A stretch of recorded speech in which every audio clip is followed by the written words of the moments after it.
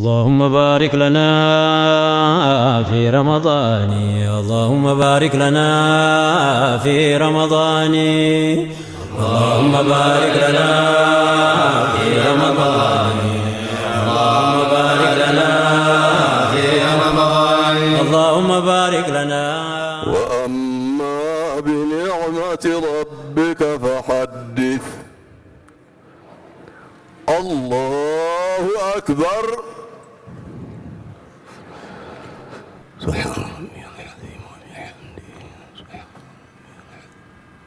ረመዳን እንግዲህ ከወራቶች ሁሉ በላጭውን ወር ነው። ጠላታችን ሸይጣን የሚታሰርበት ወር ነው። የጀነት በሮች የሚከፋፈቱበት፣ የጀሃነም በሮች የሚዘጉበት ነው። ይህ ወር እንግዲህ በእያንዳንዱ ሌሊት ላይ አላህ ባሪያዎችን ከጀሃነም እሳት ሑር የሚልበት ነፃ የሚያወጣበት ወር ነው።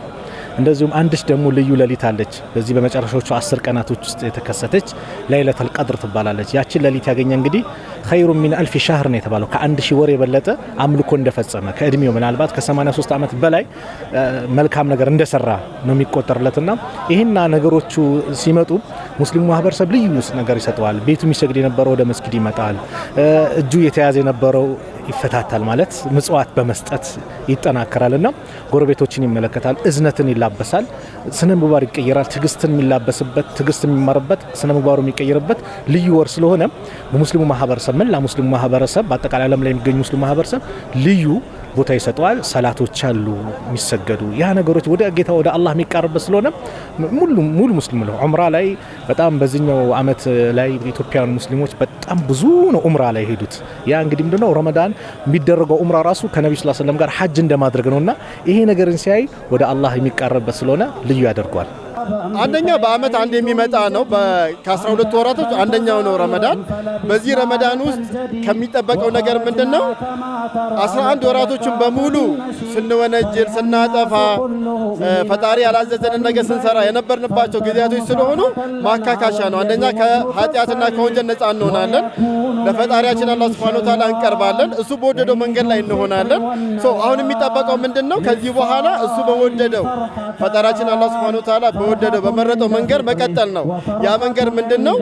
መልካም ሰው መሆን፣ ለጋስ መሆን፣ ከጥፋት ራስን ማራቅ፣ በተለይ ደግሞ ካለህ ነገር ላይ ለወንድም ለቤተሰብህ ማካፈልን አይነት ነገር ረመዳን ላይ ነበረ። ከዛም በኋላ እንዲቀጥል ያደርገናል ኢንሻአላህ። የረመዳን ወር አንደኛው ከሁሉም ተለይቶ እንድንጾም የታዘዘበት ወር ነው። ያ ደግሞ የሆነበት ነብዩ መሐመድ አለይሂ ሰላቱ ወሰለም የመጀመሪያውን ሪሳላ የተቀበሉት በዛ ወር ስለሆነና ቁርአን መውረድ የጀመረበት ወር እንደመሆኑ እንዲሁም አላህ በቁርአኑ ያው ከዚህ በፊት ከኛ በፊት በነበሩ የተለያዩ ነቢያቶች እንግዲህ ወደ ምድር መጥተዋል ከፈጣሪ ጾም ሁላቸውም ላይ ተደንግጎ ነበር። እናንተ ላይ ብቻ አይደለም እናንተም ያው የምድር ህዝቦች ናችሁና ብሎ አላህ በቁርአኑ ያዘዘው ወር እንደመሆኑ እንዲሁም ደግሞ ይበልጥ የሰው ልጆች ወደ ፈጣሪ የሚቃረቡበት መንፈሳቸውን ከፍ የሚያደርጉበት ከምግብ ከውሃ ከተለያዩ ከምግብና ከውሃ ብቻ አይደለም የሚጾመው ውሸት ሊሆን ይችላል ከሐሜት ከተለያዩ መጥፎ ከሚባሉ ስነ ምግባሮች ራሳችንን የምናቀብበት ወር ነው። ሜቢ አይተኮነ ሳይኮሎጂካሊ የሰው ልጅ የሆነን ነገር ለ21 ቀን ተከታታይ ካደረገ እዛ ባህሪ ላይ የመጽናት ነገር ይኖራል ይባላልና አስ ሙስሊም ደግሞ 30 ቀን አንድ ሰው መጥፎ ነገር ሳያወራ ሳይዋሽ ሳይሰደብ እንደው አንድ ሰው መጥቶ ቢሰድባችሁ ለጸብ ቢፈልጋችሁ ኢኒ ሳኢም በሉ እኮ ነው ያሉት ረሱል። እኔ ጾመኛ ነኝ ብላችሁ ከዛ ቦታ ሽሹ ነው የተባለው።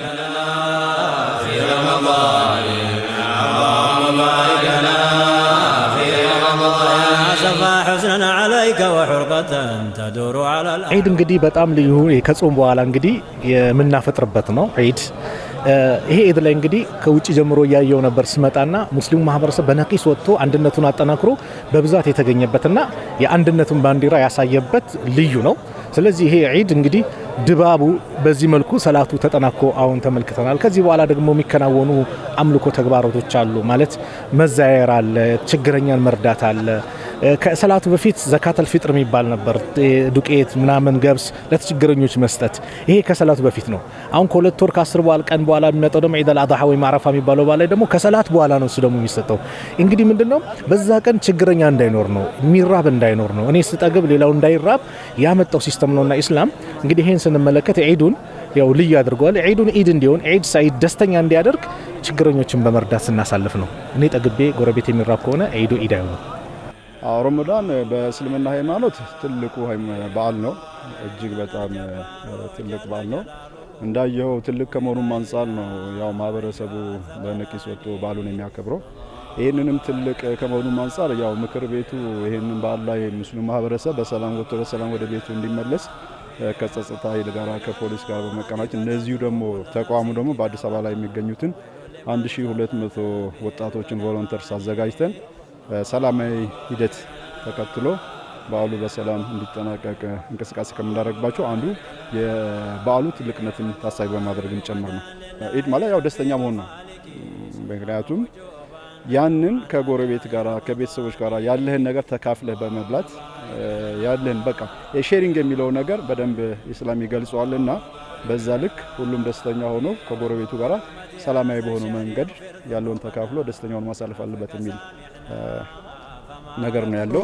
ላ ኢላሃ ኢላላህ ወላሂ በጣም ደስ ይላል። ያው እያከበርን ያለነው በአዲስ አበባ ስታዲየም ውስጥ ነው። ከዚህም በኋላ ደግሞ ስንሄድ ጎረቤት እንዘይራለን፣ ቤተሰብ እንዘይራለን ወይም እንጠይቃለን። ዚያራ ማለት ጥየቃ ማለት ነውና እንኳን አደረሳችሁ እንላለን። ይሄ አንደኛ ሙሉ ሙስሊሙ ማህበረሰብ የሚደሰትበት ደስታውንም ደግሞ በተለያየ መንገድ የሚገልጽበት ነው። ደስታ መግለጽ በመገባበዝም ሊሆን ይችላል፣ ስጦታ በመስጠትም ሊሆን ይችላል እና በዛ መልኩ ነው እንግዲህ ካሁን የጀመርነው። ኢድን ስናከብር ከማክበራችን በፊት ዘካተል ፊጥር የሚባል አለ። በጣም ወሳኝ የሆነ የጾማችንን በቃ የሚደግፍልን ያ ዘካተል ፊጥር ማለት ለሚስኪኖች በወቅቱ አሁን ልክ ኢድ ላይ እኛ ደስ ብሎን ፈካ ብለን እንደመጣ ነው እንዲመጡ ወይም ደግሞ የተቸገሩ ለዛ ለአንድ ቀን ቢሆን መመገብ የማይችሉትን ሰዎች በቀጥታ የሚሰጣቸው የነሱ ሀቅ ነው። ከነሱ መስጠት ይጀምራል። ከዘካተል ፊጥር መስጠት ጀምሮ ሌሎች ነገሮችንም ስጦታዎችን በመለዋወጥና በመጠያየቅ ነው ኢዳችንን የምናሳልፈው። እንደምታውቀው ኢድ እንግዲህ የደስታ ቀን ነው፣ ግን የተደበላለቀ ስሜት አለው። የሆነ የሀዘንና የደስታ ስሜት አለው ሀቂቃ። ምክንያቱም ረመዳን በመሄዱ እኮ እናዝናለን፣ የምር እናዝናለን። ግን የደስታ ቀናችን ስለተባለ ደግሞ እንደሰታለን። ብዙ ሰዎች ይህንን ስሜት ይጋሩኛል ብዬ አስባለሁ። በጣም የተደበላለቀ ስሜት ውስጥ ነው የምናሳልፈው የኢድን ቀን። የመደሰትም ሁኔታ አለ። ከዛ ደግሞ ረመዳን በመውጣቱ የማዘን ያ ተራዊው የለም፣ ሰላቱ በጀማዓት ተሰብስቦ አብሮነቱ የለም፣ እንደ ድሮ ቁጥብ መሆን የለም። ከንግግር ከውሸት ሳትመለሳለህ ወደ ድሮ ማንነት ይስባልና ያ ነገር በመሄዱ ታዝናለህ። ያው ደግሞ በዓል ነው፣ ተመልሶ ደግሞ ይመጣል።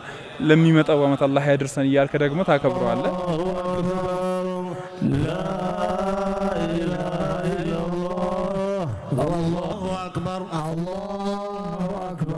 ድሮ እንደዚህ ትልልቅ ግንቦች መሀላችን የሉም። ደሃውም ሀብታሙም ብዙ ነገሮችን ይጋራል፣ ይዋዋሳል። አሁን ግን የምድር ነው በቃ ስማቸውን አይተዋወቁም፣ በመልክ አይተዋወቁም። ምናልባት የሆነ ከባድ ነገር ተፈጥሮ ካልሰበሰባቸው በስተቀር እና ኢድ ደግሞ እንደዚህ ነገሮችን የሚቀርፍ ይመስለኛል።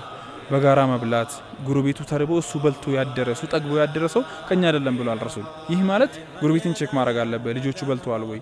የኔ ልጆች አዳዲስ በየጊዜው ሲገዛላቸው ጎረቤቴስ ምን አለ የሚለውን ነገር ቼክ ማድረግ አለብን። የታመመ አለ ወይ?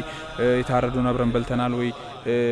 የደሃ ቤት ሄዷል ወይ? ከኔ ቤት የታረደው የሚለውን ነገር ቼክ የምናደርግበት ይመስለኛል። በመረዳዳት ነው መከበር ያለበት።